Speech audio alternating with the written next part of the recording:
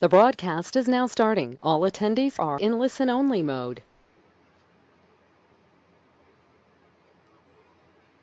Hi everybody, welcome to this is unit number 5 in the Lunch and Learn series. So welcome wherever you are. We're going to talk about pretty much a fun topic today. But even though it's a fun topic, it's also an important topic because obviously personality clashes happen everywhere, don't they? And they often happen because both parties in the clash can't appreciate where the other person's coming from. So I want to shed some light on that topic today. And I think my key message out of today is really to treat people basically how they want to be treated rather than treat people how you want to be treated, which I think is a big mistake, even though, of course, we know that as the golden rule. Normal process, if you've got questions or comments, you please go to the question box and type in your question or comment. I'm happy to receive those at any time during the broadcast. All right, so let's get underway. As you can see on your screen now, you've got the 6 units that we've covered. And you can see, of course, we're up to number 5 today. So we're well and truly through the Lunch and Learn series. I hope you've had a chance to implement a lot of what you've learnt. Because at the end of the day, if you don't implement what you've learnt from these sessions, then frankly, whilst they might be entertaining and even informative, they're not actually helping you change any sort of behaviour. All right, so let's talk about what we did last time before we launch into today. Now, you might recall last time we got together, we were talking about getting the very best from people. And I ended up by saying that your homework was to use autonomy, mastery, and purpose, the concepts that Daniel Pink talks about when he's talking about knowledge workers and how to get the best from them, and to try to implement them in the decisions that you make around your conversations and stick to it no matter what. Autonomy is about giving people freedom of choice to make their own judgments about what they do, what their priorities are, how they go about the work they do. Knowledge workers need that freedom. And of course, they also need to know that they've got the skill set to continue to master what they're doing. And that requires, of course, opportunities for growth and development. And of course, they also need to see the line of sight between what they're doing and the end result, which of course is purpose. It's really important to explain the consequences of either not doing something correctly or the positive consequences of doing it correctly and what the end result might be out of all that. So that was your homework. So I hope you had a bit of an opportunity to try that out. Just talking about today now, we're going to look at personality as a concept to start with and talk about where it comes from. We're going to talk about understanding personality traits, and you might have had the opportunity to complete the personality profile. I hope you did. But if you haven't, of course, you can still complete that. But I've designed a process that I believe is fairly simple but rigorous.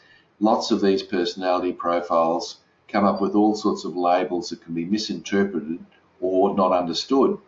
So I've centered them around 4 animals: owls, bulls, lambs, and peacocks, because when you think about those 4 animals, you can kind of instantly get an idea of the traits of that personality type.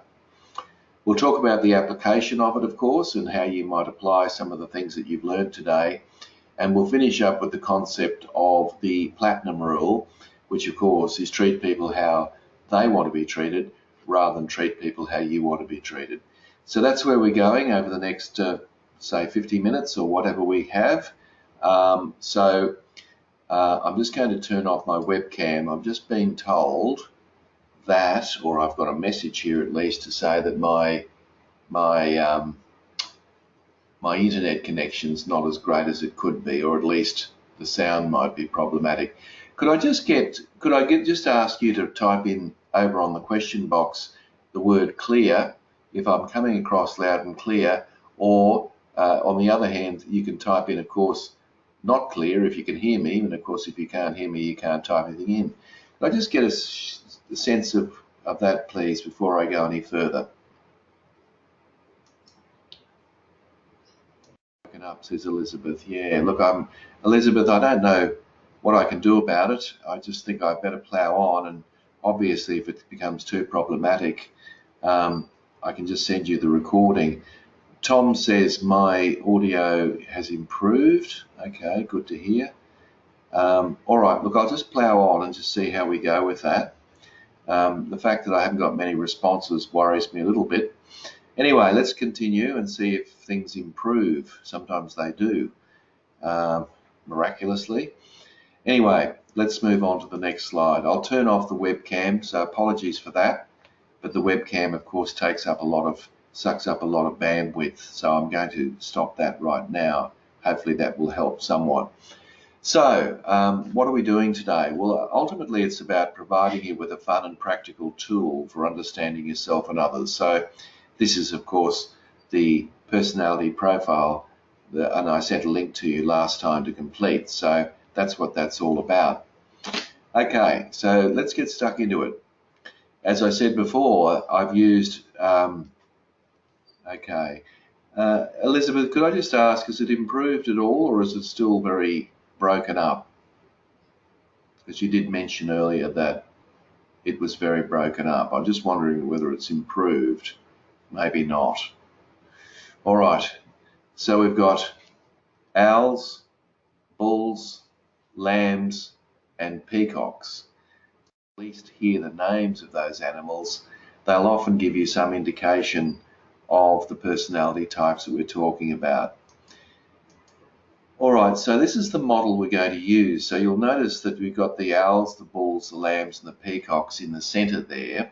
It's a typical 2x2 matrix, and this is my model around personality profiles. Now across the top we've got introvert and extrovert, and I think all of us, of course, know those terms, but I think there's a lot of nonsense that's written about introversion and extroversion, and I'd just like to address that, if I may. Excuse me, now I'm breaking up.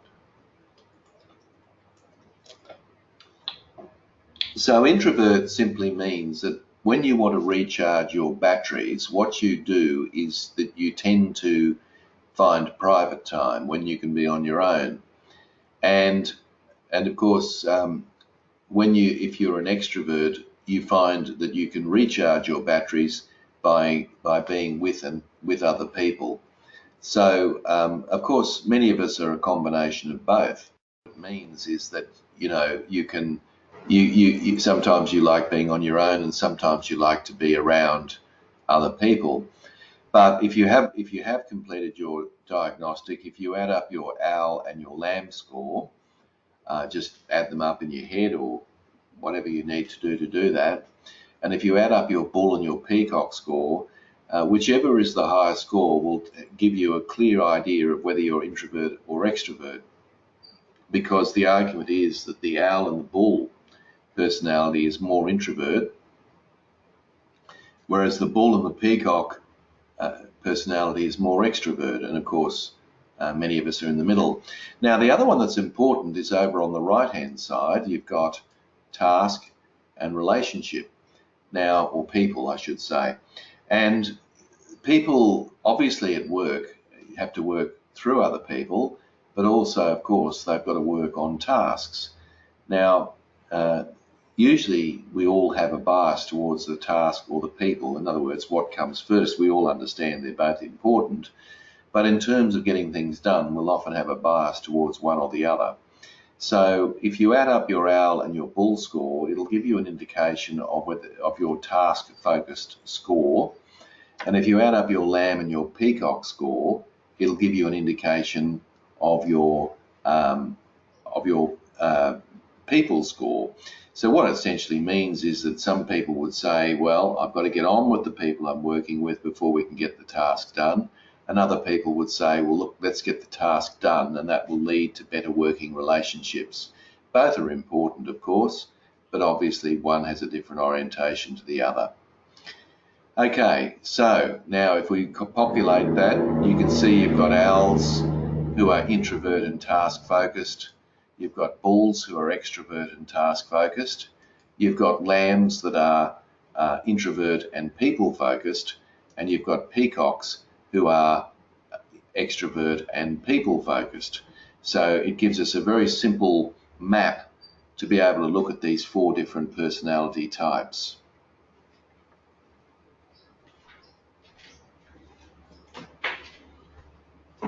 So let's take that a step further. And of course, if you've got any questions at any stage, I'm more than happy to accept those questions as such. All right. Whoop, we've gone too far there. That was not right. Okay, let's now take each of these personality types and talk about each one and just see where people stand in relation to each one. Now, if you look at the but just before I start, I'm going to talk about the Peacock personality first up. Just want to make the point that personality comes from the Greek word persona, which ultimately means mask. And what it means is that all of us, wear a mask, if you like. And the question that's interesting about that is, where did the mask come from? In other words, is the mask something we were born with? In other words, is it innate? Or is the mask something that we develop through our environmental impacts? And the jury's out on that. People will argue this both ways. Some say it's a combination of both. Others say it's environmental. Others say that it's very much an innate predisposition that people have. So it can be quite interesting to consider how those things might actually work. So let's have a look at the Peacock personality. Let's take the first. Now, the primary motivation for the Peacock personality, it doesn't mean, of course, these are ideals. It doesn't mean that, it basically means that people can, this is what they aim for. It is impossible, of course, to be popular all the time. And so the Peacock strives for recognition. They enjoy that public praise. And that's probably their primary motivation. So I think a few characteristics about the Peacock. Well, one obviously, as I've discussed, is that they're extrovert. So they basically enjoy the interaction with people. That's what energizes them. Well, they're usually they're talkers. And they often will learn things by talking. So they think out loud. In fact, they often use that term. I'm only thinking aloud. They're usually quite optimistic in the sense that the glass is half full, not half empty. And their strengths are an appealing personality. They're creative and colourful, full of energy and quite inspiring. Now, I'm generalising a bit here because I just want to make sure that I can give you the distinctions between the 4. And of course, we're a combination of all, because nobody who fills out this survey I've ever found in the last 15 years that I've been doing this has ever come out, with 40 points in one column and 0, 0, 0 in the other 3. In other words, we're a combination of all. But ultimately, the higher score would give us a kind of a yardstick to say where that person actually sits on the personality scale. There 2 famous people that I can think of that would fit the bill quite nicely here would be Paris Hilton, who is that celebrity who basically, I do recall her ending up in prison for a very short period of time for tax evasion. And instead of just quietly doing her time, she wanted to make that a publicity stunt. And of course, that's a classic Peacock. Most people would just quietly do their time and come out the other end. And of course, Billy Connolly, the great Scottish comedian, is hilarious. And he can go off on a tangent anywhere at any time about anything. And he does. And he's certainly hilarious. But he very rarely, according to the books I've read, prepares methodically for any of his comedy acts. He just starts wherever he believes he should start, which is a kind of a frightening proposition, isn't it, in some ways? But of course, he does it very well, and we accept that. Now, the primary, I guess, if you could say there's a message, it might be that the Peacock would argue that any publicity is good publicity, which of course was the old Mae West line. So the Peacock, that gives you a little bit of an idea about how the Peacock likes to operate. And usually what happens with these things is when stress is at its highest level, we tend to default back to our default, the core thing that we feel comfortable with. So this is what I mean about the mask. The mask gets thicker under pressure, and so the peacocks are likely to be doing more talking in situations where they're in conflict, for example. They're likely to be more engaged with the people around them. So let's look at the next one. The next one is the bull, and the bull personality, their primary motivation is being powerful, and they're thinking around. Now, of course, it's impossible to be powerful all the time. I mean, you can't always be in control. Two people on a desert island, someone's not necessarily going to be in control. But ultimately, they're always attempting to be in control. And why do they want that? Because they're very afraid of people taking advantage of them. So the idea is that if I'm running something or I'm in charge of something, it's less likely that people will take advantage of me. And so therefore they protect themselves by taking charge in situations that other people may not. Their main characteristics, like the peacock, is they are extroverts, and so they do enjoy the interaction with people. Ultimately, instead of being talkers, they're doers. So there is a tendency for the bull to have many, many balls in the air at once. So they're juggling all sorts of balls, and often they have too many tasks that they're working on at any particular time. And they're an optimist, like the peacock. So the glass is half full, not half empty, and that's how the bull approaches life. They see things as opportunities. So their great strengths are they're born leaders. And what I mean by born leaders, it doesn't mean that they're all going to be great leaders. I simply mean that of the four personalities, the bull is the one personality that feels most comfortable in a leadership role. They're goal-oriented, so they enjoy setting targets and aiming to achieve targets. They're not particularly interested in process or detail. They're more interested in being able to understand exactly what the end result is, and they aim for that. So they move into action very quickly. There's very little procrastination with a bull. Their argument is there's no better time than the moment. And two famous people that fit the bill there, I think, are Madonna, the musician, and she's still producing albums when she could be retired somewhere. And during her career, she had a very small number of minders, if you like. She very much basically ran her own career and her own race. And the 2016 presidential candidate and former Secretary of State Hillary Clinton is another example of a bull personality. She wanted to be in charge. The criticism of her campaign, and there's been a few criticisms, of course, but one of the criticisms was that she wasn't across the detail of her campaign, and she left that to others. And had she spent a little bit more time dotting I's and crossing T's, she might have been able to make adjustments far quicker towards the end. The two famous, their key message, or the bull's key message, is I'm in control and I'm willing to lead. So that gives you some indication of what the bull personality is like. Could I just get an indication? It looks like everything's sorted now as far as the sound. Is that correct? Could I just ask people if you could just type in the word clear? I'm just worried that I'm not coming across, but my indications are that it's all working very well now. Anyway, I'll leave that to you. I'll keep moving forward. Here we go. I've got some feedback. Thanks, Elizabeth. That's really good. Okay, Tom, it's all good for you. Thanks, Margaret. Excellent. Okay, great.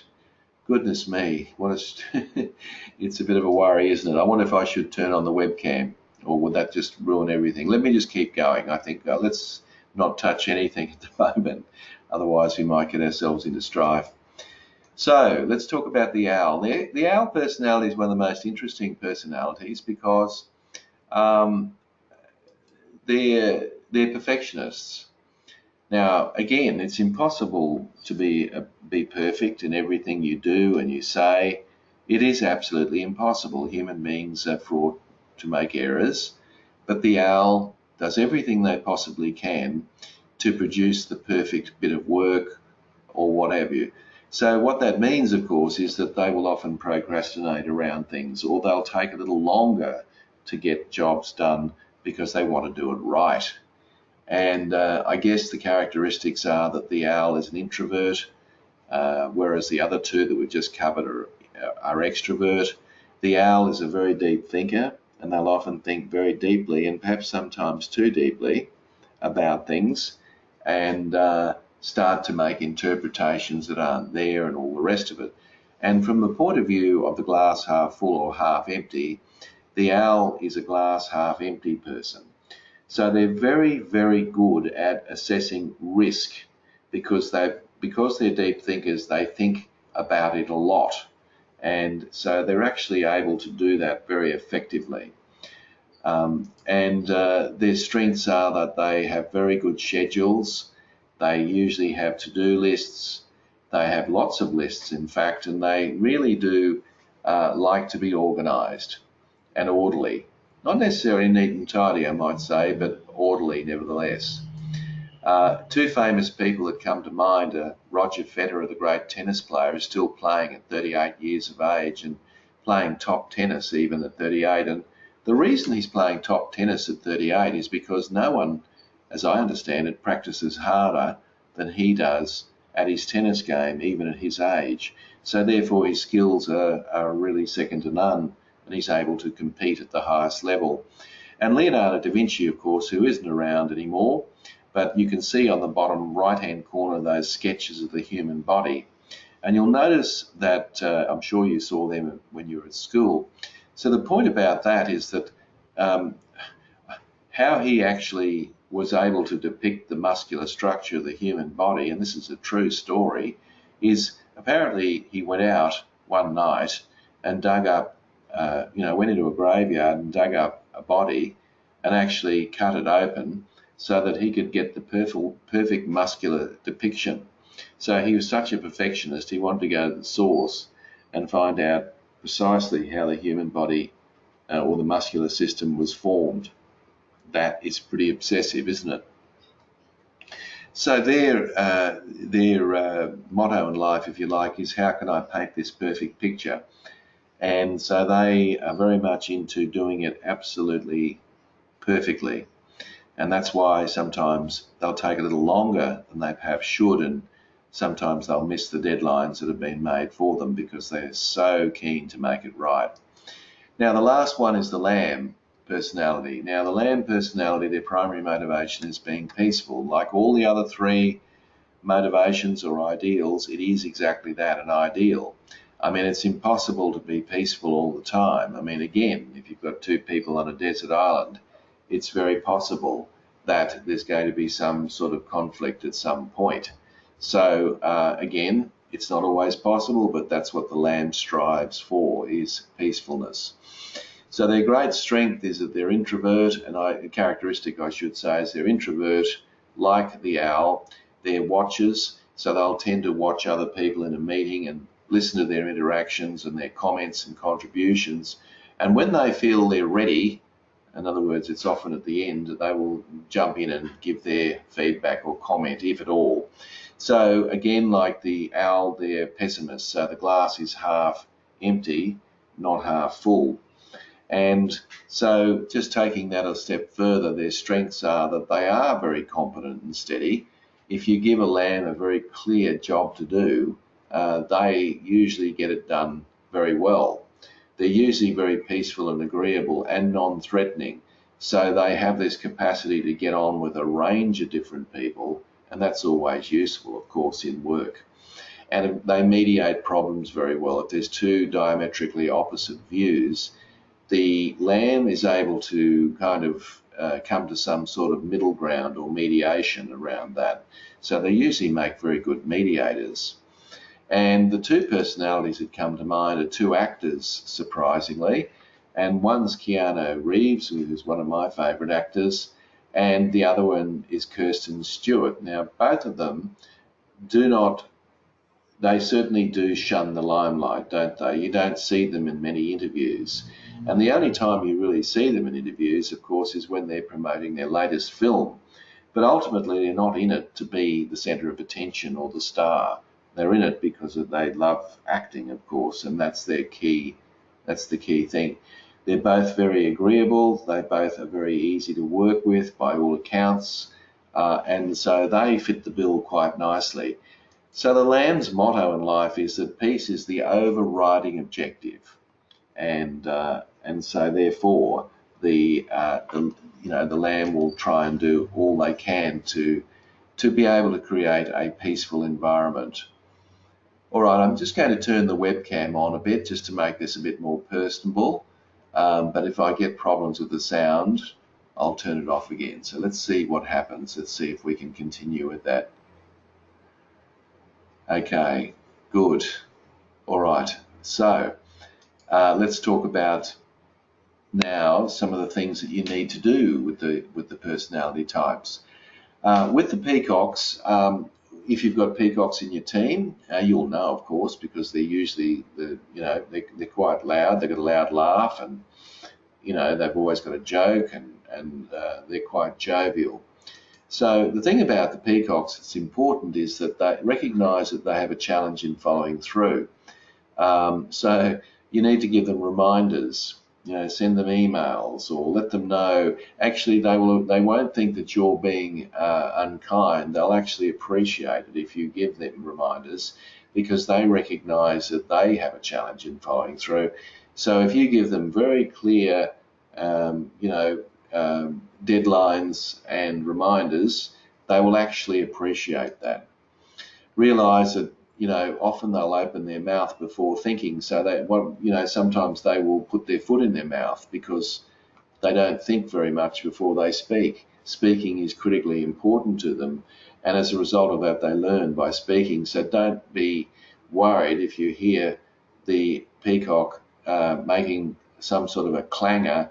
They'll often not worry too much about it. Other people around them might, but they don't seem to worry too much.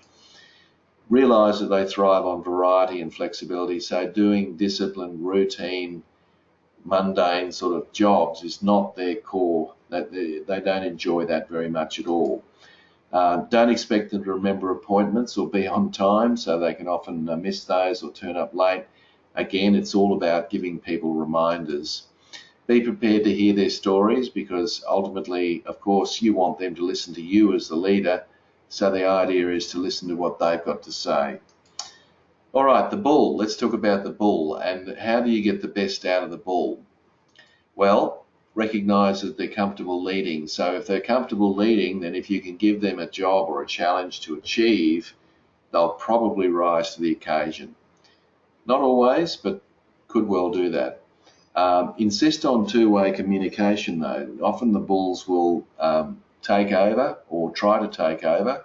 And I think the important thing for you to understand is that you need to be firm with the bull. The bulls will see a mirror image of themselves if they see you being quite forward and, not aggressive, of course, but just quite assertive. And if you do that and you insist on a two-way lines of communication, the bull will actually respect you in the end, despite what you might think, because they see a mirror image of themselves and they think that what you're doing is very much, what they would do, so to speak. So know that they don't mean to hurt. They don't usually wear their heart on their sleeves, the bull, because that makes them vulnerable. So they're not really into chit-chat and small talk and niceties and things like that. Doesn't mean they're not caring people. It just simply means that they're very task-focused, as I mentioned earlier. So you need to be firm and to the point with the bull, and they'll appreciate it. So don't waffle on and give people long-winded explanations. They don't want that, and they don't need that. They just want to know what the bottom line is, and off they'll go and do it. But they need to know what that bottom line is. And realise that they're not noted for their outward displays of compassion. That is not what they're on about, okay? So just be aware of that, because sometimes people can get the bulls completely misunderstood. They are caring, they are feeling. It's just that you don't see it. And you can understand why you don't see it, because obviously if the bull wears their heart on their sleeve, then people may possibly take advantage of them. Well, certainly that's what the bull thinks. So they keep their thoughts and feelings and sentiments to themselves. So the whole idea is not to just to be aware of that and realize that they're certainly not as direct as they might come across. Now, the owl is an interesting personality, as I said, and they get hurt very easily. In fact, I would say to you, of all four personalities, the owl is the one that's most likely to get hurt, because they think and overthink things. So they start to have conspiracy theories and all sorts of things, thinking through things at a much deeper level than just accepting what was said. I was working with an owl the other day, and I remember talking to them, and they said to me, I said to them, how's your day been? They said, oh, great, but something very strange happened to me this morning. And I said, oh, what was that? And this owl said to me, well, so-and-so said hello to me this morning. And I said, well, what's wrong with that? And they said, well, they've never done that before. And I said, maybe they were just happy, and and they said, oh no, there's something going on there. So they do overthink things, and of course that leads to sensitivity. Realise that they're programmed with a mindset that likes to assess risk, so they can come across as negative, but in actual fact they put a lot of thought into something. So if they give you some indications about why something mightn't work, don't just think it's some flippant comment or them being negative. It's probably the fact that they've given it some very careful thought and consideration. Be prepared to answer their questions. Now, with the bulls, you won't get many questions from the bull except where do we go? What's the end result? What's the bottom line? But with the owls, they actually want answers to their questions, and they want to know all the details about how things work, and that can drive people nuts if they're not owls. But at the end of the day, the owl wants to get it right. And because they want to get it right, the very best way to get it right is to actually understand it. So that's why, of course, that they want a full explanation. They're the ones that will often read the fine print. They'll read the brochure, where other people will look at the pictures and the headlines. They try to have a reasonable schedule because the owls won't respect you if you're too spontaneous. So the whole idea is if you've got a schedule organised, they will appreciate that. They will see that as critically important. Also realise that your arguments and opinions have to be backed up with some sort of substance. So I think when you're talking to an owl, you need to understand that they need to know that you've given some thought and you've given it some consideration, and that you've got the answers to some of the issues that you're raising or they've raised with you. And finally, let's look at the lamb. Now, the lamb personality, one of the things about the lamb personality that's interesting is that they need to be absolutely crystal clear about where your direction is. They're not natural goal setters like the bulls. And they're quite comfortable with you setting the direction. In fact, of all the four personalities, the lambs are very comfortable with you setting direction. And if they know what the direction is, they'll feel pleased about that because they'll know what they need to do. So that's really important. Recognise and help them set agreed upon targets, which is really important. So once you get a verbal commitment from the lamb on a particular target, they'll likely not want to disappoint you, and so they'll meet those targets. Don't always expect outward signs of enthusiasm, because remember, the lambs, are very private. They're introvert. So there's a tendency for them not to show excitement and passion, but they nevertheless may well feel it. They just don't show it. And I think this is a very important insight about the lamb personality, is recognise that putting things off is their quiet form of control.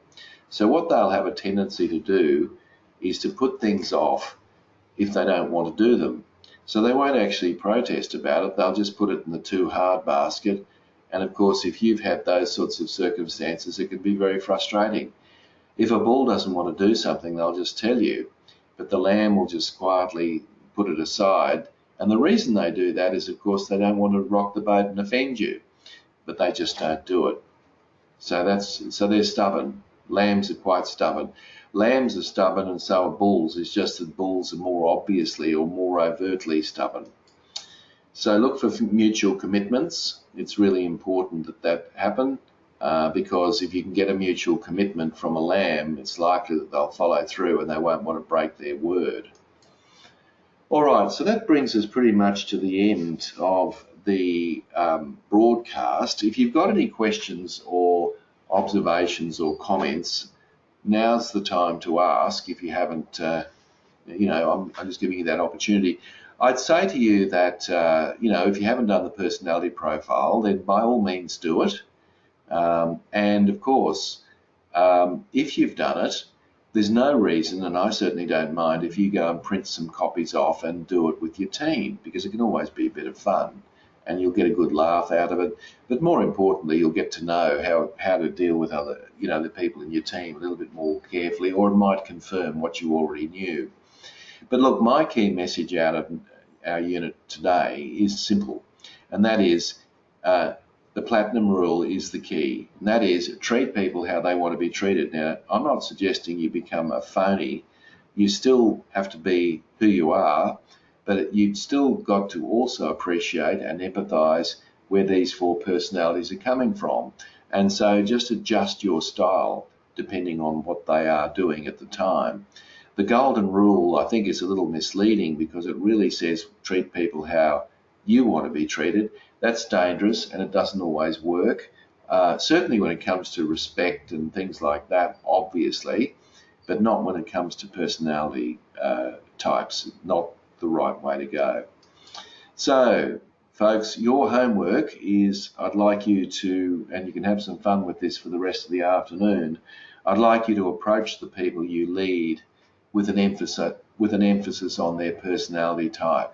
You've probably mentally been sitting there thinking, oh yes, I know Mary and I know John, and I could imagine John's an owl and Mary's a bull, whatever, and then just try and deal with them according to those personality types.